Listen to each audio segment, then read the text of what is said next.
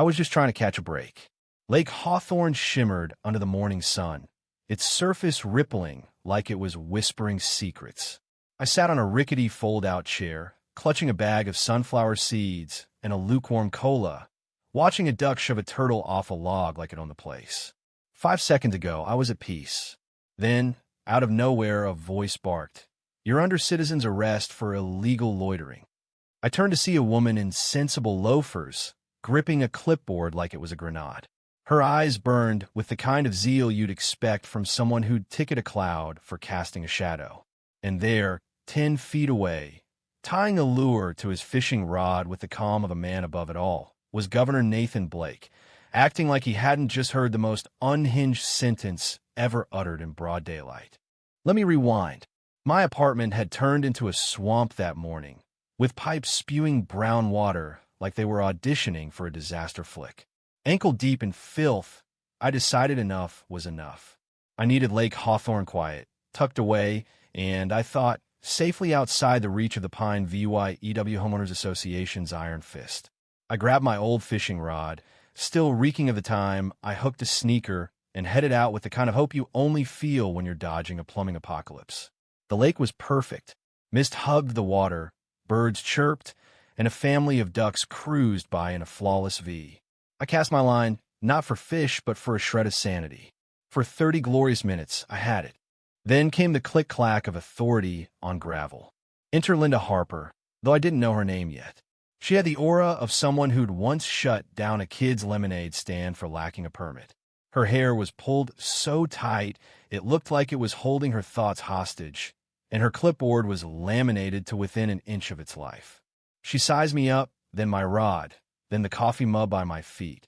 "Sir," she said, like I needed a license to exhale, "you're in violation of HOA Regulation 7C. Unauthorized lakefront use before 10 a.m. I blinked. "Is that real?" She flipped a page on her clipboard, revealing color-coded tabs and what I swore was a hit list.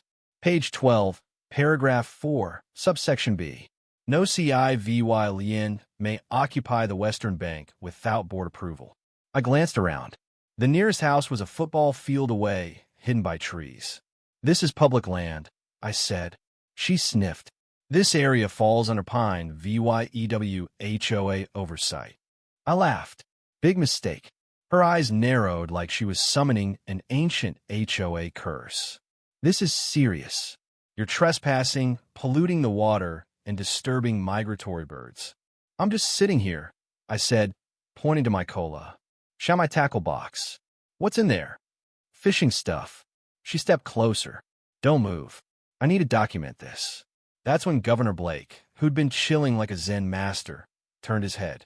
He wore a floppy hat, cargo shorts, and sunglasses that screamed, "I'm off the clock."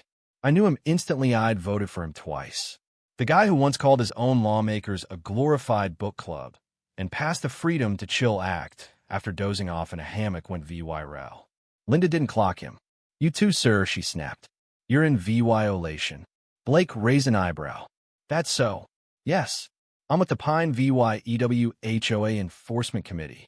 He smirked. "Thought this was public land. It's adjacent to HOA property. Proximity is passive encroachment." I mouthed passive encroachment in disbelief. Blake grinned, baited his hook, and said nothing.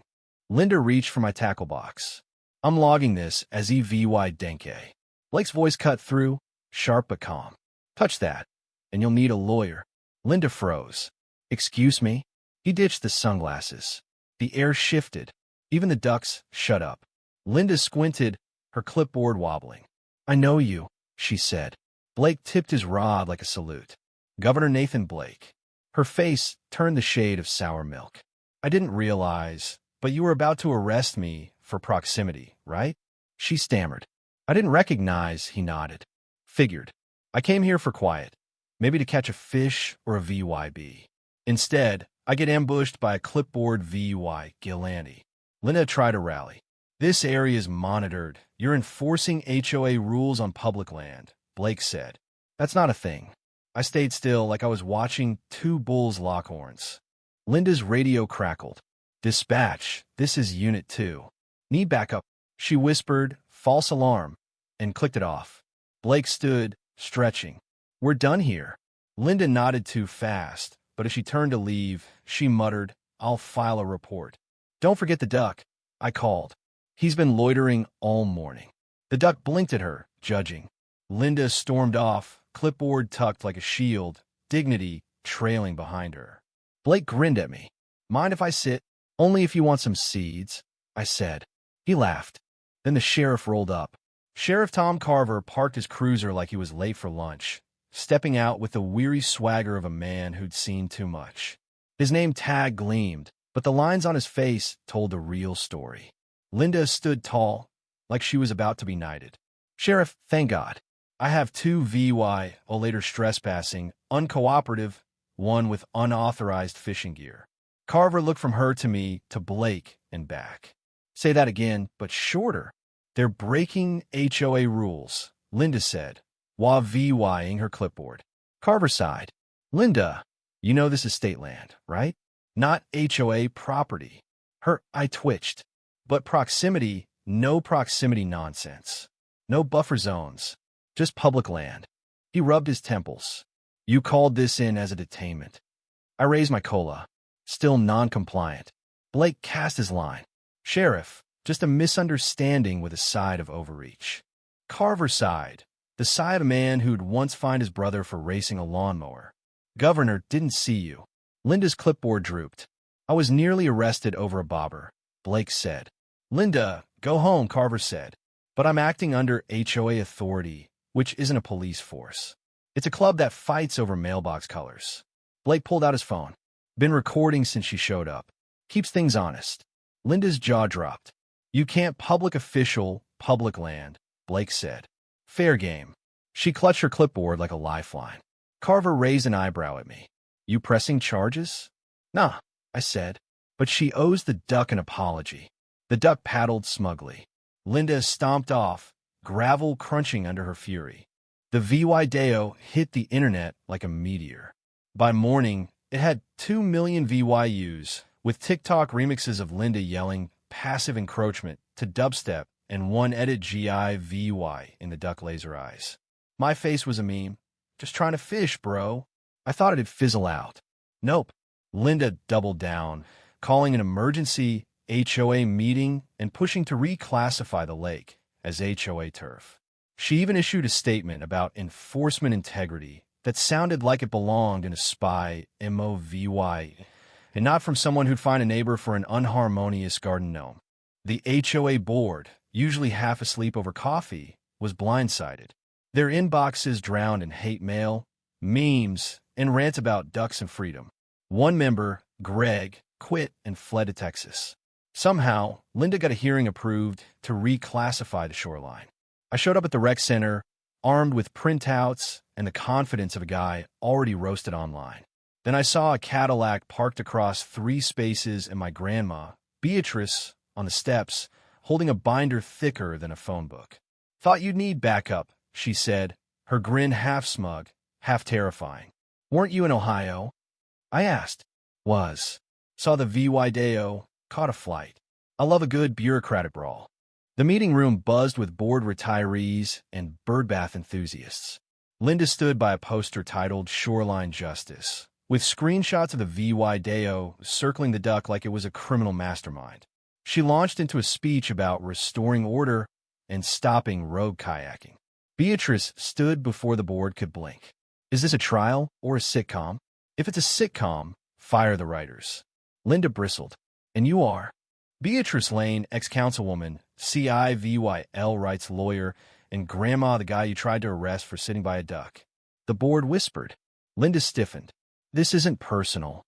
"No, it's nonsense," Beatrice said, slapping a zoning map on the table. "That's shoreline state land. You don't own it unless you've declared war on geography." Laughter rippled. Then the doors swung open. Governor Blake strolled in with a cherry pie. "Brought dessert," he said, also curious about local democracy. Linda looked like she'd swallowed a wasp. Blake set the pie down and leaned on the podium. "This mess is bigger than a guy fishing. If you can't sit by a lake without a clipboard attack, something's broken." The room clapped tactual applause. Linda stood, red-faced. I was doing my job. Your job's to help, not harass, Blake said. The board voted. Linda's plan tanked, 7-0. Beatrice patted her shoulder. Try knitting. We stepped outside, the air sweet with VY Tory. But Linda wasn't done. A week later, my neighbor texted me a photo. Orange cones and caution tape blocking the lake's edge, with a sign screaming, "Private area. Entry under VYEW." I drove by. There was Linda, sun hat on, snapping pics of license plates like a border guard. I rolled down my window. Starting a fascist lemonade stand? She ignored me. Sheriff Carver showed up after a dozen complaints, including one from a guy whose kayak was detained. Linda ranted about symbolic buffer zones. Carver chewed a toothpick. You can't block public land. You're not the army. I have an HOA resolution, she said. Not legally binding, he shot back. It's morally necessary. Carver blinked. Cones are a moral issue. He wrote her a citation. Linda spun, tripped over a cone, and splashed into the lake. Her hat floated off, her clipboard sank, and she shrieked about leeches. A crowd filmed. The internet ate it up. The HOA issued an apology, disowning Linda's personal actions.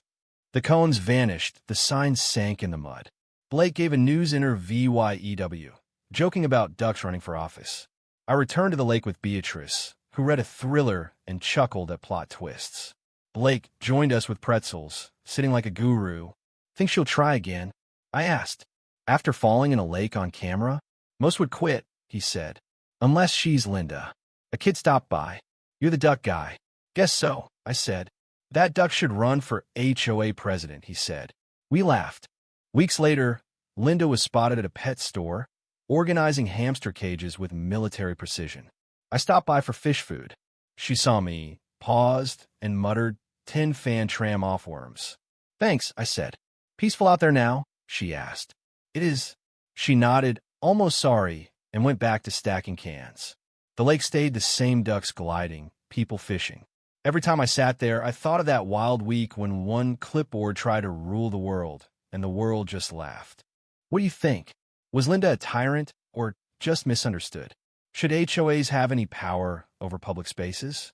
And would you vote for that duck? Drop a comment, hit like, and subscribe for more stories that'll make you question everything.